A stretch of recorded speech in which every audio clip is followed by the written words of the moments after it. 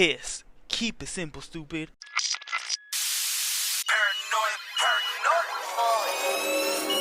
Tell me, boy.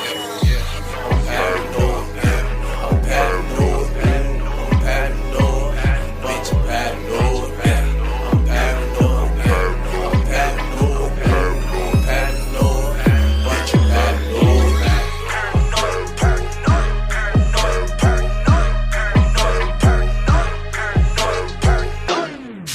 Testicles, 1, 2, testicles.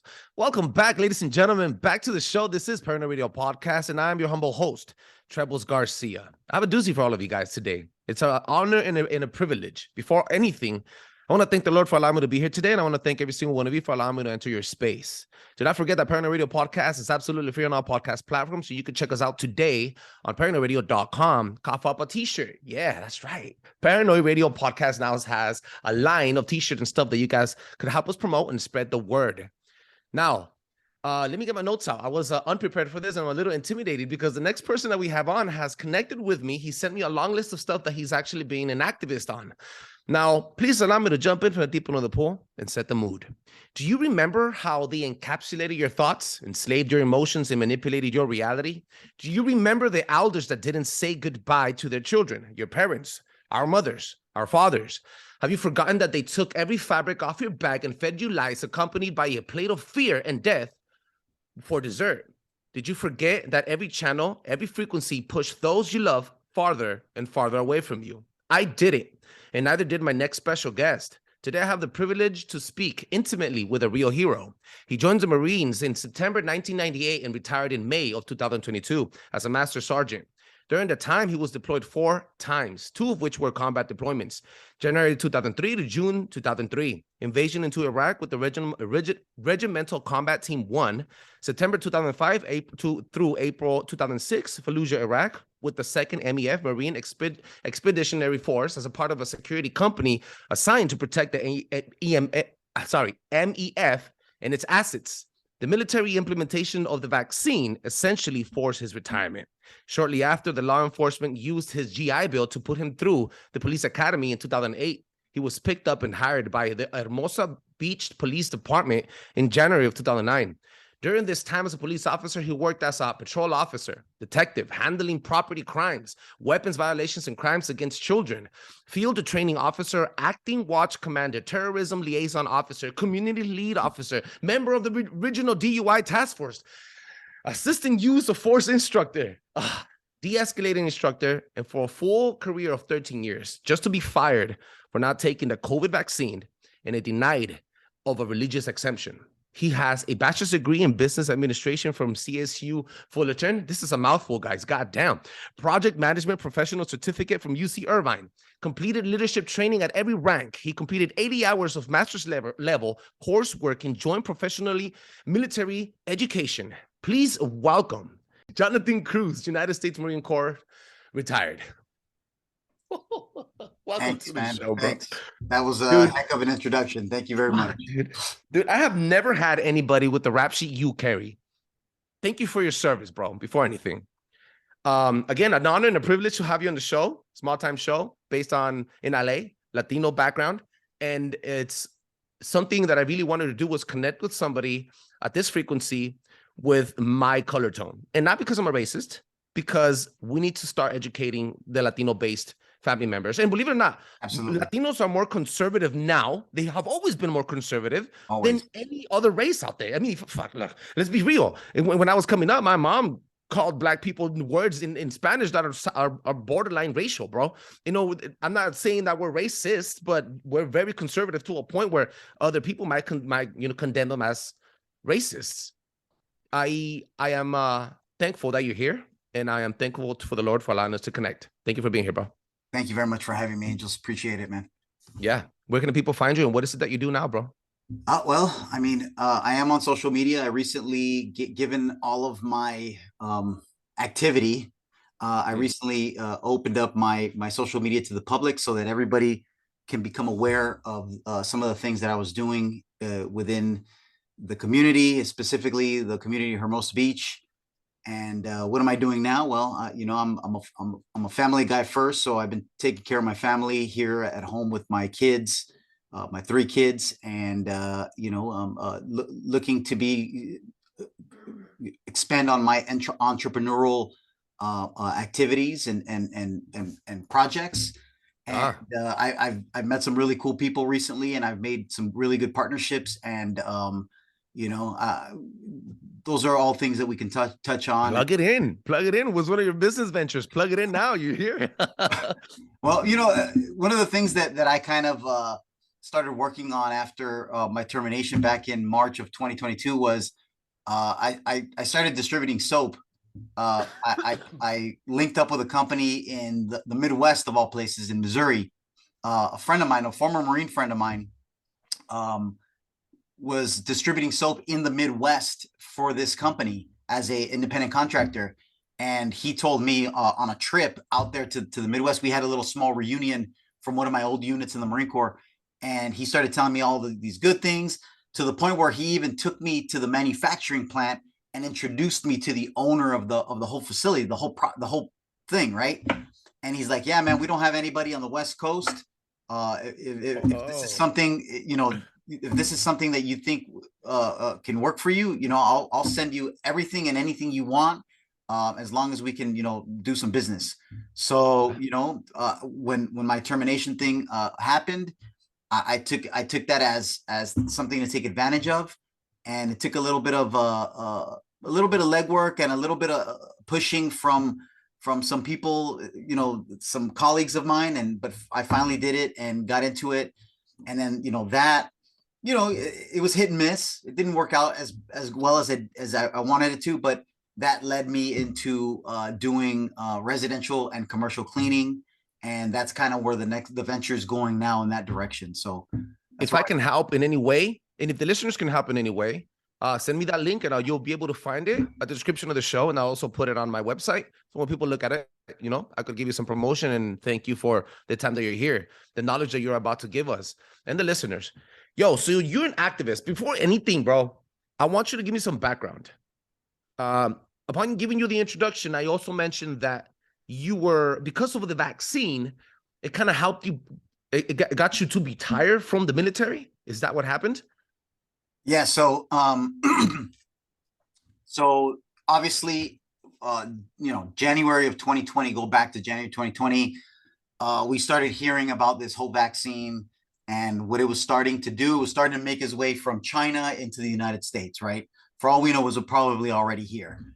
And then it got here in about March of 2020, and COVID was in. We were told, I was a police officer, and I was in the Marine Corps Reserve at the time. I don't want to interrupt you, but you're the first person, military background, police force background, to be on this show, to say this up front, like as a testimony, and to talk about what happened in 2020, to talk about what happened with all these vaccines, bro. So I cannot be more happy. And I'm sorry that I interrupted. I needed to make that very clear, because you're honoring me right now, bro, with a huge amount of information. Sorry, bro. Proceed. Thank you. I appreciate it, man. But yeah, this is a little bit, like you said, a little bit of insight of what was kind of happening, not just in my police department, but I assume in the majority of police departments and in the military as well. So nothing really happened between March of 2020, when this whole pandemic and the lockdown came about, and then maybe to about a year after that, right? So March of 2021. So nothing as far as threats of termination or processes in what we're going to do to help our employees and our people operate and work. Nothing major happened that would have affected us in any way. If anything, it was implemented that we all wear PPE, gloves, masks, goggles, all of these things that would help us deal with the public directly all the time, right? So yeah, we didn't know what was happening, so we're like, yeah, let's do it. Let's mask up. Let's put on the glasses. Let's put the gloves on. Everybody you talk to, you want to switch out your gloves or your masks and do all these things, right? So we were doing all of the things that were necessary in order to protect us, because we didn't know what this was, right? At the same time, the cities were locked down. I mean, literally, if you remember back in March of 2020, April, they literally shut down the cities. in Hermosa Beach specifically, and I can probably attest to most cities, but in Hermosa Beach, Thanksgiving and Christmas were days where you would drive around town and there's nobody out on the streets, right? Well, this period of time between March and April, you would drive around town, everybody was in their homes locked down. There was nothing going on. It was crazy. It was like a ghost town. It was unbelievable. Wow. Yeah. Okay. And also, I worked in a beach town, so even the beach was shut down. People weren't allowed to go on the beach. I mean, it was crazy, right? It was absolutely nuts. But we didn't know what was going on. We all said, we agreed with it, so we were like, yeah, let's do this. Let's protect ourselves. Let's protect the public. Even crime went down because everybody was locked down. So all these things were happening, right? But you could scare criminals scared to die. That is crazy, bro. It's that means a lot, bro. Literally, crime went down. Like there was no crime, Yeah. So then, you fast forward to about March of 2021, they started implementing some crazy things like, all of the public needs to wear masks. They hired a company to give citations to people in the street not wearing masks. It started getting a little absurd, especially when you started hearing things in between the news. If you read between the lines about what this disease really was, right? Instead of it being this super deadly disease, we started figuring out that, hey, wait a minute, it's not really affecting the majority of the population the way they say it is. The people that are getting sick are people that are severely overweight, obese, have other conditions in their body that may be affecting their health, things of that nature. So we started realizing, like, this is not as bad as we think. And by that point, up until that point, a year later, the majority of our department, which is small, nobody had COVID. Nobody even got it. And we were the people that were out dealing with the public the most, and we still didn't get it. So it's like, like this is not that bad, But yet the implementation of things started now amping up. Tickets to the public for not wearing masks. Always wear your PPE gear. That's freaking crazy. Yeah. Maintain your distance, like all of these crazy things, right? And and then fast forward to July of 2021. Now the city is starting to pass rules and regulations about, now we have to get everybody vaccinated. By that time, the vaccine was already out. I think like 6 months, maybe a little bit longer. And they're like, yeah, now we have to get everybody vaccinated. And then the minute the FDA came out and said that the vaccine is safe and approved, that's when the city said, now it's mandatory. You have to take this vaccine, right? So then the city council passed a rule saying that all employees need to be vaccinated. Yeah. And we as an organization and as a police officer association said, wait a minute, like this doesn't meet our police association agreement, right? Our memorandum of understanding, basically the rules and regulations that we've negotiated with the city in order for us to operate here as employees. It didn't meet that standard because it wasn't implemented. So they were supposed to meet and confer with us about implementing these new rules, right? Like mandatory vaccines. And they did it without really telling you anything. Right. So then next thing you know is they basically said, you know what? Forget your meet and confer. We're just going to impose this and you're going to do as we say or else. So then next thing you know, we're like, that doesn't work for us. And we spoke with our attorneys who basically told us that, you may be able to put a restraining order on the mandate, but long story short, long term, you're going to lose the restraining order and it's going to have to end up being mandated. So at that point, we didn't know what else to do. And allow me to inject here. If you remember back then, during the BLM riots and stuff that was happening around all Southern California, I'm just speaking here for what we lived through, right? Blue lives, every single cop needed to be a reflection of what the government needed everybody to look like, basically. If you were a public servant and you needed to be covered up, you needed to be weaponized, basically, even more. Like you needed to show that you were with the government. You were in line. You were like shooting straight arrow, and that you were there to save and protect and serve the community by being protected and wearing face diapers, et cetera, et cetera, et cetera. So I can only imagine the amount of information you were getting pumped, information that you wanted to get more that they weren't pumping you with, all the questions arising, and then the conflict between having to eat and feed your babies and then following your gut. You know, that's a lot of pressure, bro. Right, right. Especially given around that time, if you recall correctly, also, like you just mentioned, the BLM riots, right? Those things came to LA and they affected LA County as well. And we had these massive protests come into the beach cities where they were doing marches from Manhattan Beach all the way to Redondo Beach. And it wasn't 1,000, it wasn't 2,000, it was 5,000 people that were marching, right? And they were making their way into Hermosa Beach. They were protesting peacefully at that. They never started any trouble. But the thing is, nobody was wearing masks.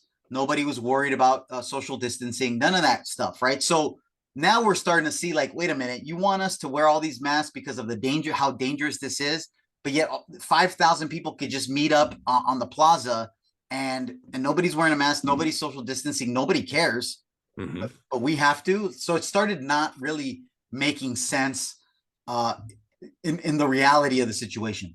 Yeah, I hear you. You know, you said something about reading between the lines, and there was when we, so I shared this on the show a couple of times. I was at Superior's Grocers, about to go buy milk and everything for my babies with my wife in the car. And I was about to get off, and they were letting people, 15 people at a time. There was a line outside, everybody wearing all their freaking face diapers and etc. And I seen a black Suburban pull up and steal their groceries of a paisa lady with her daughter in her hand.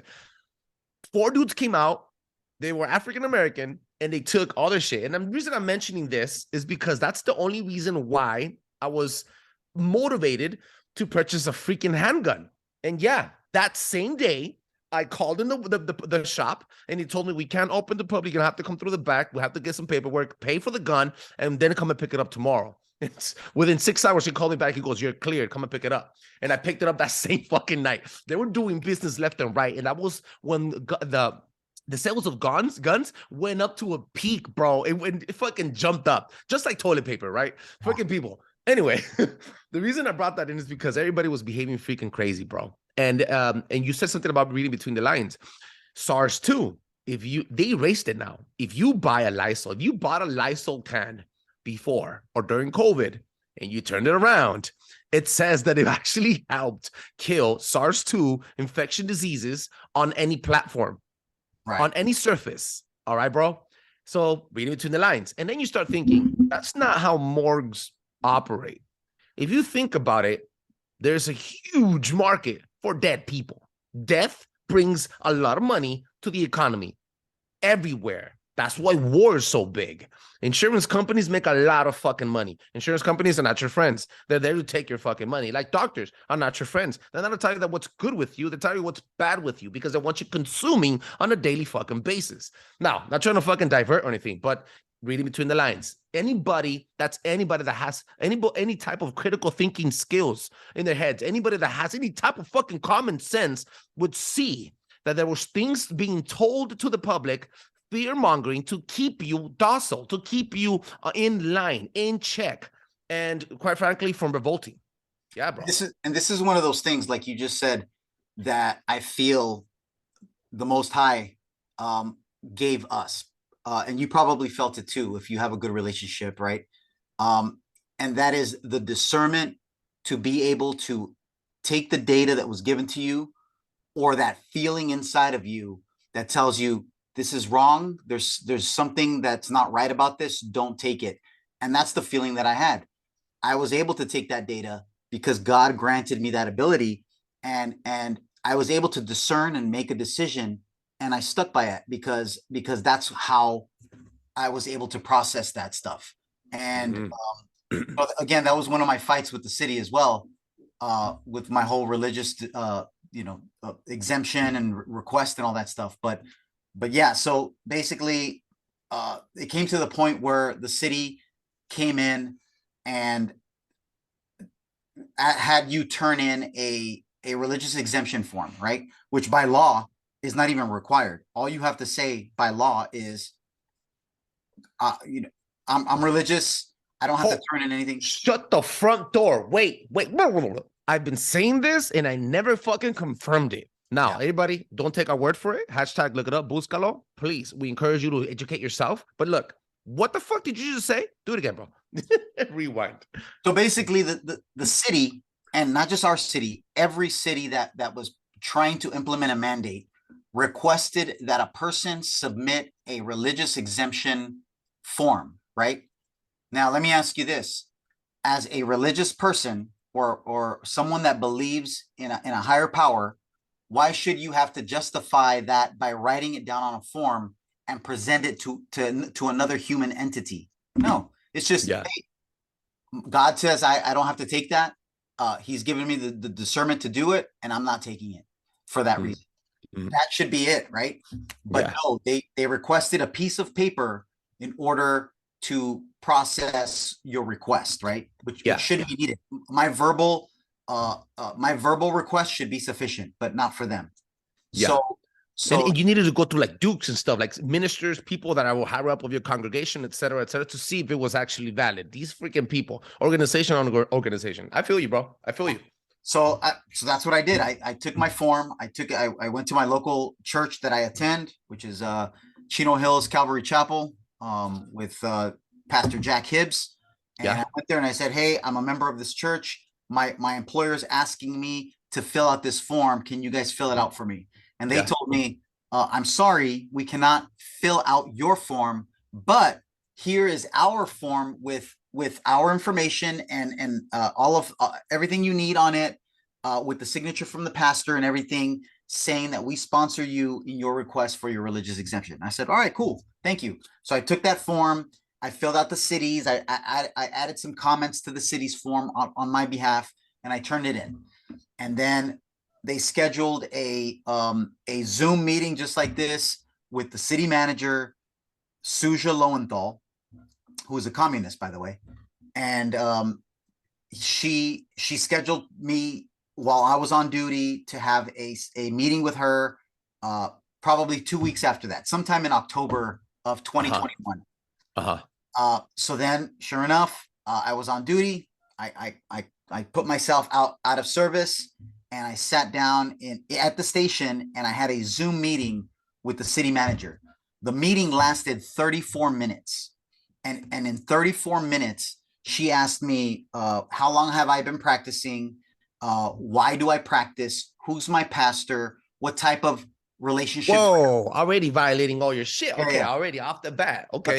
What type it was like a criminal investigation, dude. What the fuck, listen, dude? bro, I was a detective, and I went through questioning course, right? Like how interviewing and technique course. I went through that, and she was interviewing me in a criminal manner, right? Whoa. And she asked me, what type of conversations I have with my pastor, what type of activities I do.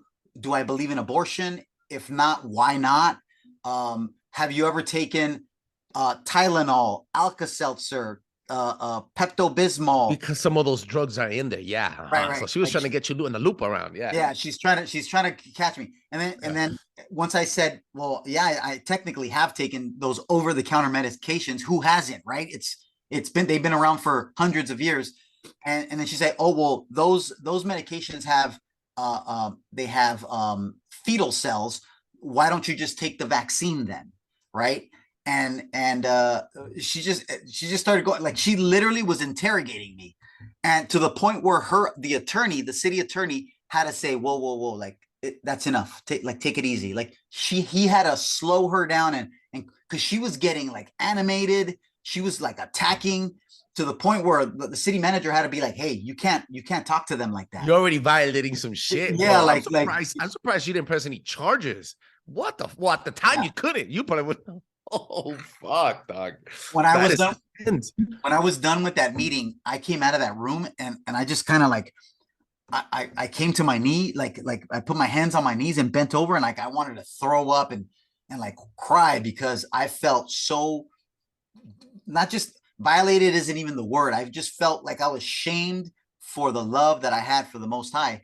And it was really bad, man. I wouldn't, I much rather would have wished to get my ass kicked by someone as opposed to get shamed for following God. You know, Satan has no power. He can't touch you. No. But the Bible also states that he's the ruler and the king of this fucking world. Yes. And unfortunately, he has a lot of more influence out here, impactful influence, with the elites and the people that are in charge of our livelihoods. It is amazing, and thank God that you were able to walk away from that scenario, discernment, and still feed your family, bro. Now, put yourself in the shoes of the people that can't. Bro, I worked at a fucking warehouse as a project operations manager. I couldn't fucking leave my job. I was a fucking rebel, but I couldn't fucking leave my job. My baby was on the way. My wife was pregnant during the highest of highs of the COVID season. And I couldn't leave. Mother-in-law, they're all Christian. They all bent their knees backwards and they said, yeah, I'm going to take the shot because they were scared. Mm-hmm. They weren't free in their mind, in their heart, in their emotions. Their integrity wasn't high. They were hypocrites. I'm talking shit.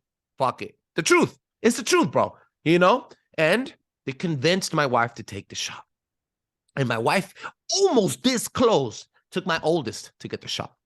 And I fucking fought with my teeth, with my claws, with everything I had against the person that I love the most. Yeah, bro.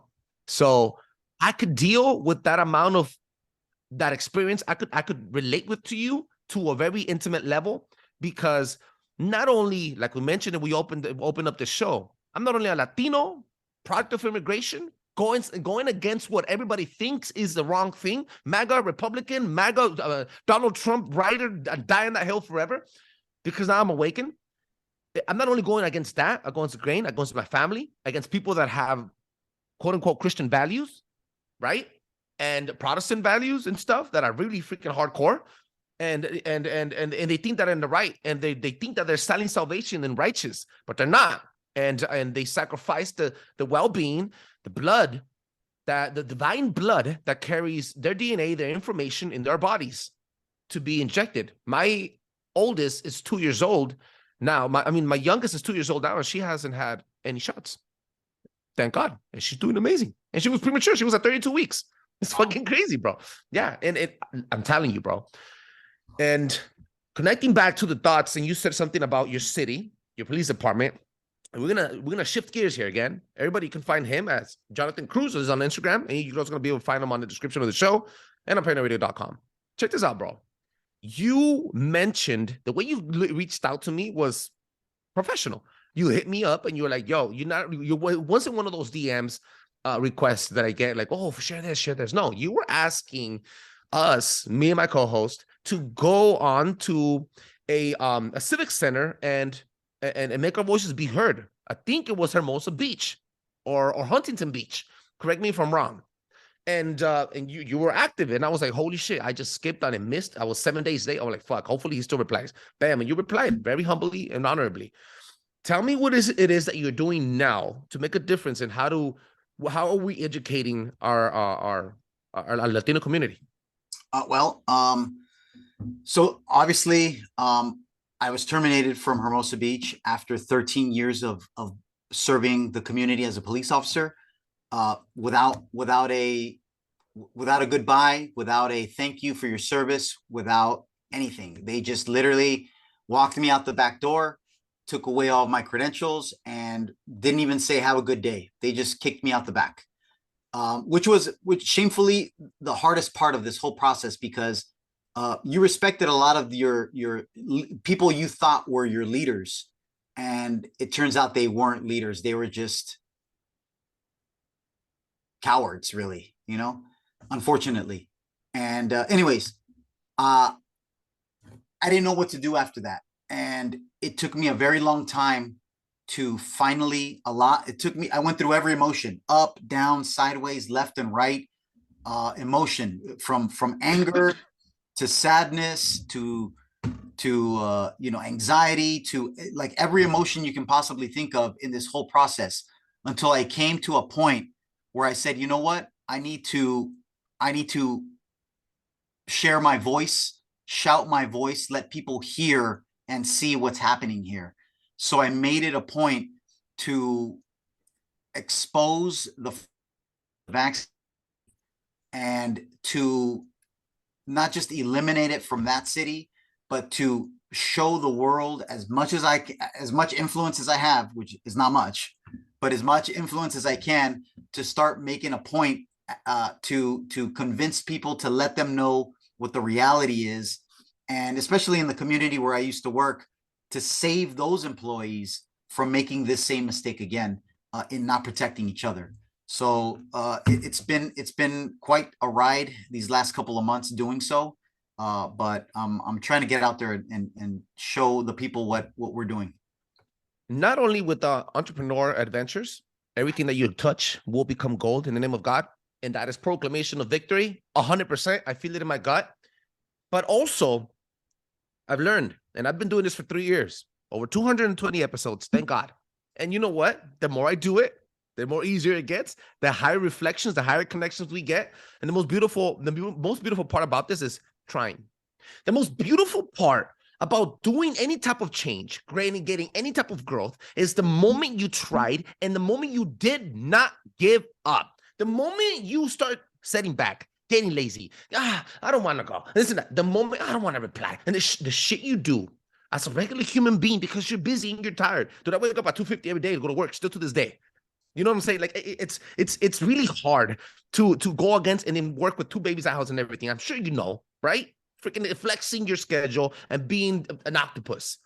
But the moment you don't try, you just stamped your failure right across your fucking forehead.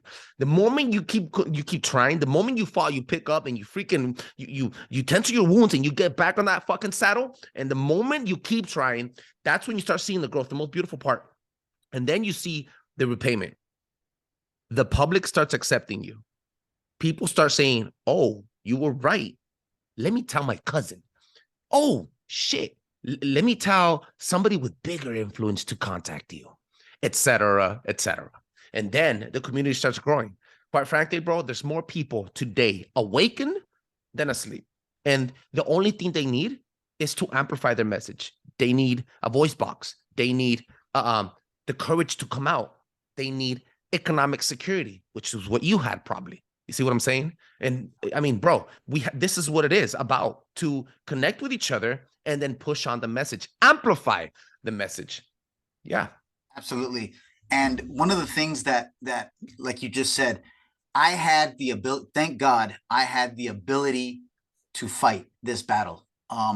Luckily, you know, my wife is a nurse practitioner, makes good income. We consulted together before this decision was made, and we came to an agreement that she would hold the ground for us while I made this decision and moving forward, right? And if it wasn't for her and us supporting each other, you know, this decision couldn't have been made. But I will say this, even if my wife didn't have the ability to hold the family down, as a man, I still would have left there, and I would have gone and gotten 2 jobs if I had to in order to support my family. And that's exactly what I would have done. I would have had no problems, you know, being an Uber driver, working at a warehouse. You know, luckily I had the skills and the skills of being in the Marine Corps, working logistics, and having that managerial experience where I could have gone and done, you know, been the manager at a trucking company.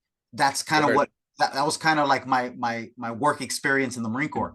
So yeah, like I could have transitioned so easily, and I chose not to because, well, number one, I had to go through multiple surgeries after I got out, which is another story. But my wife and I decided, okay, she's going to hold us down. I'm going to be at home and I'm going to take care of the kids, do the home mission, handle that. And if one thing has taught me over the last 2 years is, you know, I'm a better father for doing it. I established a very solid relationship with my kids. I learned how to cook. And you know, I make meals every night, you know, and my kids just absolutely do not know a world now where I'm not around. Where when I was a police officer, I was never around.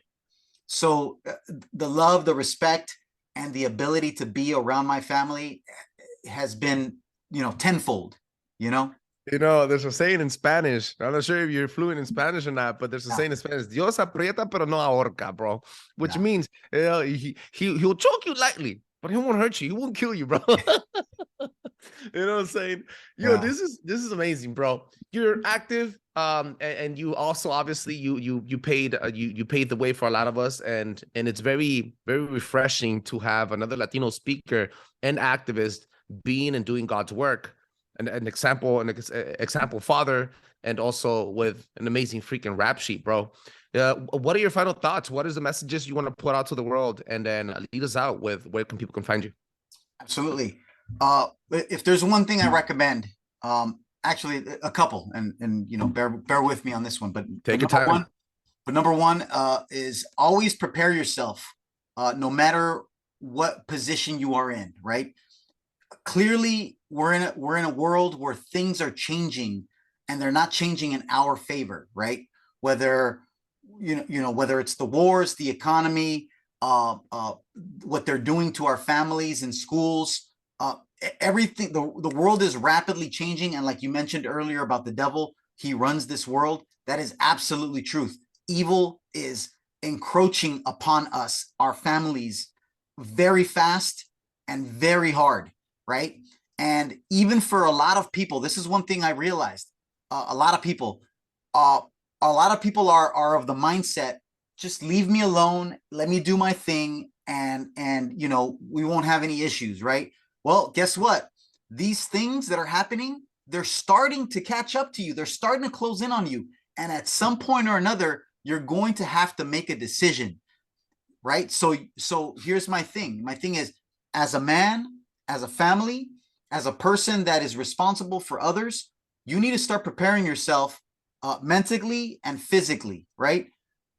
After I had surgeries, and probably throughout a lot of portions of my career, I was in the point where I was, you know, we all have these moments where we're lazy, we don't really want to do much, we just want to kind of be, you know, hey, the time for all that is over. We need to start working on our bodies, getting physically prepared. We need to start working on our minds, getting mentally prepared. We need to start expanding on our abilities and our skill sets in order to be prepared if you are put in an offset position. You have to learn other things that are going to be able to provide for you and your family.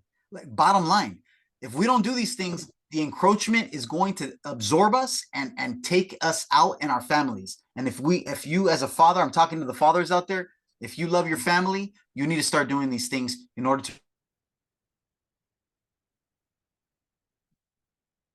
We lost you here for a bit. We're gonna give it a couple seconds. Hopefully it comes back. You froze right in the middle of the father's part.